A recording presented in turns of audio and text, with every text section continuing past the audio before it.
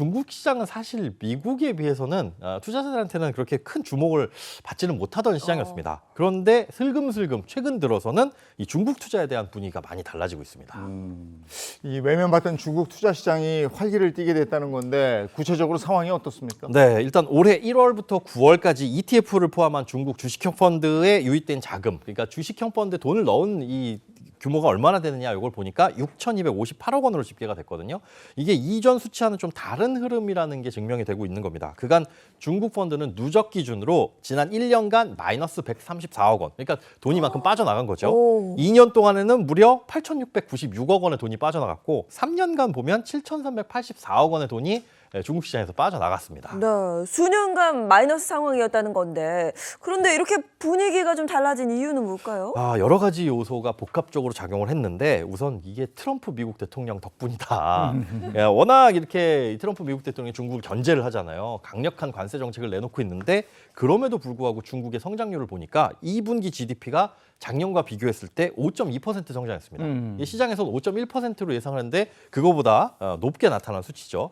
또 이제 중국이 소비 활성화를 위해서 이 경기 부양을 꾀하고 있는데 국채 발행을 늘린다라는 소식이 있습니다. 연 단위로 1조 3천억 원 위안 규모의 초장기 특별 국채를 계속적으로 이제 제시를 하고 있고요. 지난 4월에는 2,860억 위안, 그러니까 우리 돈으로 약 56조 9천억 원 규모의 특별 국채를 발행한다고 밝혔습니다. 그러니까 정부가 돈을 계속 풀겠다라는 거죠. 이러다 보니까 이 중국 경제에 대한 기대감 상승으로 이어지게 되고 있는 겁니다. 중국이 돈을 어마어마하게 시장에 푼다는 얘기네요. 네. 듣기로는 요즘 중국 주식 시장이 그야말로 불장이라고 하는데. 네. 그래서 얼마나 오른 겁니까? 불장. 네. 굉장입니다. 뜨겁습니다. 중국 본토 대표 주가 지수를 이제 상하이 지수라고 하는데 이 상하이 지수가 8월 20일 3,751을 찍었어요. 2015년 8월 7일에 3,744를 기록하고 쭉 빠져 있다가 못 올라오고 있었다가 다시 여기를 회복을 한 거거든요. 그리고 8월 25일에 3,883을 찍으면서 기록을 다시 갈아치웠습니다. 실제로 제가요 마이너스 60 찍고 그냥 잊고 있었던 게 있었어요. 중국 펀드. 얼마 전에 열어봤더니 플러스 플러스로. 25%가 됐어요. 네. 그러니까 얼마나 올랐다는 겁니까? 그렇습니다. 마이너스 그런데 60이요. 주식이라는 와. 게 내가 요거 그때 더 샀으면 얼마를 번 거야? 뭐 그렇죠. 만회가 됐는데도 네. 어쨌든 중국 ETF도 영향이 있겠네요. 맞습니다. 이 중국 주식이나 관련 ETF에 투자하는 이 개인 투자자를 우리가 중학개미라고 하거든요. 최근에 이 중학개미들이 웃음 지을 만한 결과들이 많이 나오긴 했습니다. 지난 8월 8일부터 9월 9일까지 한 달간 수익률 상위에 오른 10개 ETF 상품을 쭉 줄 세어봤더니 10개 중에 8개가 중국 관련 ETF였어요. 그러니까 1위를 차지한 ETF의 경우에는 중국 전기차와 관련된 상품이었는데 한 달간 수익률이 무려 47.43%였습니다. 그 범위를 뭐 3분기로 넓혀서 적용하면 3분기 수익률은 105.24%였고요.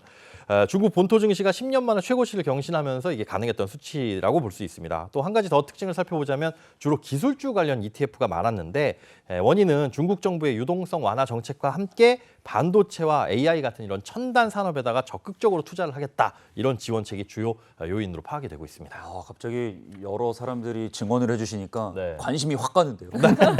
중국 시장 투자에 관심이 가고 있는데 네. 그런데 이것도 어느 정도 뭘 알아야 할 텐데 뭐부터 알아야 될까요, 소장님? 일단 중국 주식은 크게 A주와 H주로 나뉘어집니다. A주라고 한다면 중국의 본토 시장, 그러니까 실제로 중국 땅에서 이제 이 거래소가 있다라고 보시면 돼요. 상하이하고 선전 거래소에서 거래되는 주식을 이제 A주라고 부르고요. 주로 IT라든가 뭐 신재생, 소비자 같은 내수 중심의 성장주들이 많고 본토 투자자 비중이 높다 보니까 변동성이 조금 더 큰 편입니다. 그런데 외국인 투자자는 이 A주에 대한 접근이 좀 제한돼 있어요. 그래서 H주에 주로 투자를 하는데 H주는 홍콩 거래소 에서 거래되는 주식이라고 볼 수가 있습니다. 홍콩 달러로 거래가 되는데 A주에 비해서는 이 글로벌 기관이라든가 외국인 투자자들이 비교적 투자하기가 쉽고 접근하기도 쉽습니다. 업종도 금융이나 에너지, 뭐 대형 국유기업 같은 이 전통적이고 안정적인 대형주가 핵심이 됩니다. 네, 정리하자면 A주는 본토 중심의 내수 성장주고 네. 그리고 H주는 해외 자본이 좀 많이 들어온 비교적 좀 안정적인 대형주 시장이다 네, 이렇게 보면 그렇습니다. 되겠죠. 근데 이게 소장님 이왕 기초 지식을 쌓은 김에 저도 투자를 하고 싶은데 네. 이게 잘 돼갈 때 하면은 괜히 또 두렵단 말이죠. 좀 늦은 걸까요? 너무 오른 거 아니냐, 너무 네. 비싼 거 아니냐. 그래서 제가 뭐 이제 하시면 늦었습니다. 아니면 딱 투자하세요. 이렇게 정해드릴 수는 없지만요. 관련 전망을 좀 종합적으로 살펴보면 단기적으로는 이제 8, 9월 들어서 조정 흐름도 있기는 있었습니다. 그런데 여전히 중국 정부의 그 정책의 뒷받침도 있고요. 또 저평가 해소 기대감이 살아 있어서 시장에서는 추가적인 강세 가능성도 얼마든지 있다 이런 전망이 나오고 있습니다. 그럼 중국 ETF 투자할 때 특별히 주목해야 될 것, 주의해야 될 것, 시장 흐름 뭐 이런 네. 거 한번 얘기해 주세요. 중국이 몇 년 전부터 이제 부동산에서 벗어나가지고 우리도 신기술 중심으로 성장을 해야 된다. 그리고 내수 확대라든가 안정적 경제 성장을 핵심 정책 기조로 삼고 있거든요. 돈도 많이 풀고 있습니다. 정부가 소비 촉진이라든가 투자 확대를 통해서 경기 부양에 적극적으로 나서고 있고요. 특히나 뭐 전 세계적으로 같은 흐름이지만 AI나 바이오 제조 그리고 6G, 우주 항공, 로봇, 전기차, 반도체 같은 이런 미래 신산업 육성의 대규모 자금 지원을 계속적으로 이어나가고 있어요. 이게 바로 이 중국 제조 2025, 메이드 인 차이나 2025라는 이 장기 전략의 일환인데요. 핵심 기술의 자금률을 높여서 제조업 강국으로 도약하겠다. 이런 목표를 세운 겁니다. 또 한 가지 주목할 점은 이 중국의 해외 투자 방향에도 조금 변화가 있다는 점입니다. 동남아나 중동, 유럽의 신흥 시장으로 진출을 확대를 하면서 전기차나 리튬 배터리 그리고 재생에너지 같은 이 첨단 산업 중심으로 이 투자와 그 시장을 늘려가고 있습니다. 전반적으로는 뭐 미중 갈등이나 아니면 글로벌 보호무역 확산 같은 이런 대외 불확실성은 얼마든지 존재를 하지만 이걸 극복하기 위해서 중국이 노력하는 게 상당히 크다. 이걸 좀 긍정적으로 바라볼 수가 있다는 거죠. 네, 하지만 뭐 이 같은 노력에도 불구하고 투자자들이 투자를 할 때 뭔가 유의해야 될 점 분명히 있을 것 같아요. 네, 중국은 사실 독특한 시장입니다. 정책 변화가 굉장히 빠르고 이거에 대해서 시장이 많이 출렁이거든요. 정부가 특정 산업을 갑자기 규제한다거나 아니면 지원 방향을 바꿔버리게 되면 주가가 단기간에 크게 출렁거릴 수 있습니다. 여기에서 손해를 볼 수 있다는 점도 생각을 하셔야 되고 또 환율 리스크도 중요합니다. 중국은 위안화와 홍콩 달러 움직임에 따라서 투자 수익률이 크게 달라질 수 있거든요. 게다가 이제 기업 정보 공개 수준이 우리나라라든가 선진국들과는 좀 달라서 개별 기업의 실적이나 아니면 재무 상황을 우리가 정확히 파악하기가 좀 어렵다라는 한계가 있습니다. 여기에 이제 아직까지 계속 문제 리스크로 파악되고 있는 미중 갈등이라는 정치적 변수까지 더해지게 되면 투자 환경은 얼마든지 불안해질 수 있다라고 생각을 하셔야 되고요. 그래서 중국에 투자할 때는 산업 정책, 정치 상황, 환율, 뭐 시장 경쟁성 같은 여러 가지 복합적인 요인들을 잘 고려를 해보셔야 될 것 네. 같습니다. 이게 그런 거예요. 저도 그러는데 귀가 굉장히 얇거든요. 그래서 누가 좋다 그러면 네. 그래 지금이야 이래서 막 들어가는데 그게 아니라 그 시장을 전반적으로 혹은 다방면으로 알고 있어야 이 투자가 가능하다는 거 꼭 기억하셨으면 좋겠습니다. 자, 그러면 다음 글로벌 투자에 대한 궁금증 톡방 열어서 확인해 볼게요. 남편 오늘 그 애들 용돈이지 ETF로 다 옮겨놨어. 근데 한 가지 고민이 드는 게 무슨 고민인데? 아니 우리 여윳돈도 글로벌한 ETF에 투자해보면 어떨까? 그건 그냥 무조건 미국 아니야? 다른 데가 있어. 미국으로 찾아보니까 다른 나라들이 있긴 한데 딱 여기다 하는 걸 못 찾겠어서. 가야지. 이제 내가 나설 차례인가? 딱 기다려. 공부해서 확실하게 알아둘게. 저 자세는 좋아요. 바로 투자하지 않고 공부해서 오, 한다잖아. 네. 이제 공부 시작했으니까 좋은 결과가 있었으면 좋겠고요. 뭐 멀리 갈 거 없이 이 가까운 이웃 나라 일본 경제는 어때요? 결론부터 말씀드리자면 일본 투자 시장이 최근 들어 이 안정적 회복세, 성장세를 보이고 있습니다. 몇 가지 근거들이 있는데요. 먼저 일본 증시도 그야말로 불장입니다. 일본을 대표하는 증시 주가 지수인 니케이 지수. 이게 이제 연일 최고치 기록을 갈아치우고 있는데요. 얼마 전에 10월 7일에도 도쿄 증시에서 니케이 지수가 나흘 연속 사상 최고치를 경신하기도 했습니다. 또 이 기업이 실적 호조세를 보이고 있고요. 또 정부가 인공지능이나 반도체, 뭐 방위산업, 농업혁신 같은 이 국책 테마 산업에 대한 지원도 강화를 하고 있거든요. 여기에 돈을 쓰겠다라는 거죠. 이런 여러 가지 요인들이 맞물리면서 일본의 투자 시장이 전체적으로 안정적이고도 활발한 회복세를 이어나가고 있습니다. 일본이 엔저 현상으로 경기가 침체되어 있을 것만 같다고 저는 생각을 했는데 네. 그게 아닌 거네요. 네, 오히려 일본처럼 이제 수출 중심의 국가 같은 경우에는 그 자국의 화폐 가치가 떨어지는 게 상당히 이익이 될 수 있어요.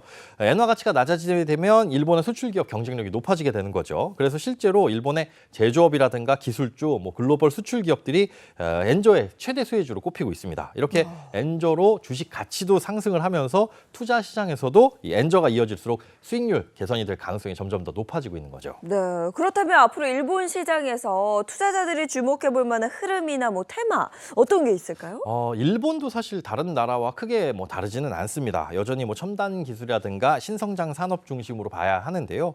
특히 일본이 안고 있는 문제가 있죠. 고령화 문제 그리고 노동력 부족 문제를 어떻게 해결할 것이냐 이게 이제 이 혁신 산업 이에 대한 혁신 산업이 주목을 받고 있어요. 대표적으로 AI와 로봇 산업이 주목을 받고 있는데요. 관련 기업들에 대한 지원도 커지고 있고 또 투자 수요도 빠르게 늘고 있습니다. 그리고 최근에는 이 국방력 강화 움직임도 있고 여기에 우주 항공이라든가 친환경 에너지 이런 곳에서도 일본 정부의 정책적 지원을 받으면서 투자 관심이 점점 더 커져가고 있는 상황입니다. 지금까지 쭉 살펴보니까 우리나라는 물론이고 미국, 중국, 일본 다 증시가 뜨거운데 네. 이럴 때 아주 안 좋은 상황인데도 또 있을 거 아니에요. 있습니다. 전 세계적으로 불장을 보이고 있는데 바로 이제 넥스트 차이나라고까지 불렸던 인도 시장도 그렇지 않습니다. 오. 지난달 1일 기준으로 최근 3개월간 인도 대표 지수인 센서스 지수와 니프티 50 지수 모두 3% 정도가 떨어졌거든요.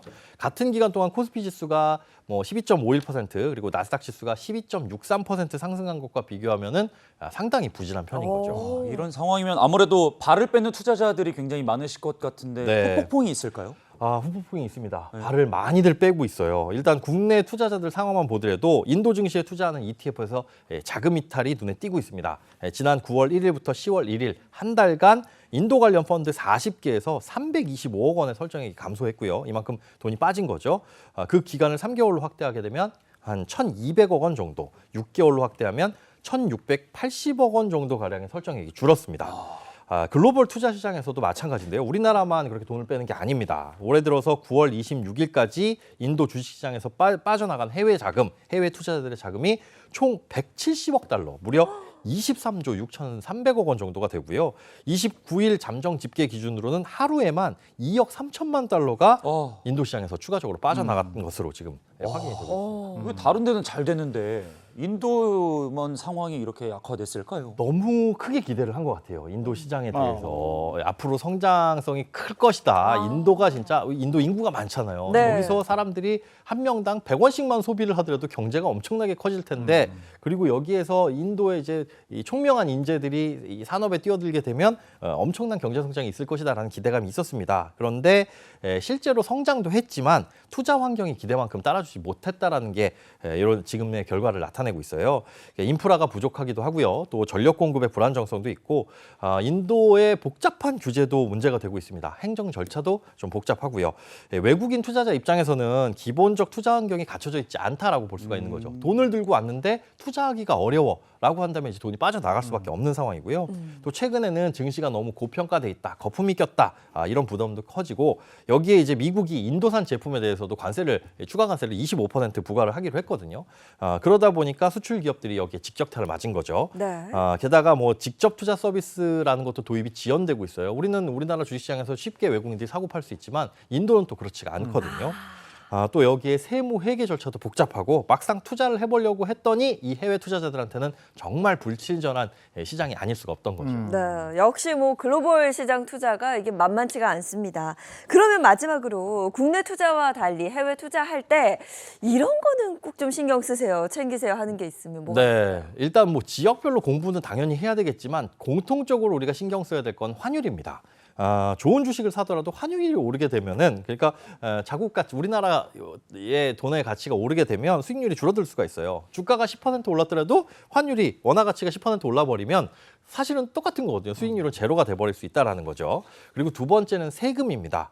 국내 증시에 상장된 해외 ETF라고 하더라도 이 양도 차익에 대해서는 15.4%의 배당소득세가 부과가 됩니다. 그리고 이게 연간 2천만 원을 초과하게 되면 금융소득 종합과세 대상도 될 수 있고요. 그래서 장기 투자를 하게 될수록 또 수익이 많이 나면 많이 날수록 세금 부담도 커지고요.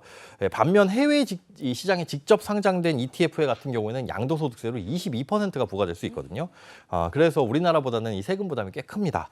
단순히 뭐 어느 나라에 투자하느냐뿐만 아니라 그 ETF가 어느 나라에 상장돼 있느냐 이거에 따라서 세금이 달라질 수 있으니까 이것도 꼼꼼히 살펴보셔야 되고요. 이 밖에도 뭐 금리라든가 고용 지표, 또 지정학적 리스크, 시장에 미치는 다양한 변수들 이런 것들도 잘 고민을 해보시고 내가 잘 모르는 나라에 단순히 뭐 유행 따라 투자하시는 것은 절대 안 하셨으면 좋겠습니다.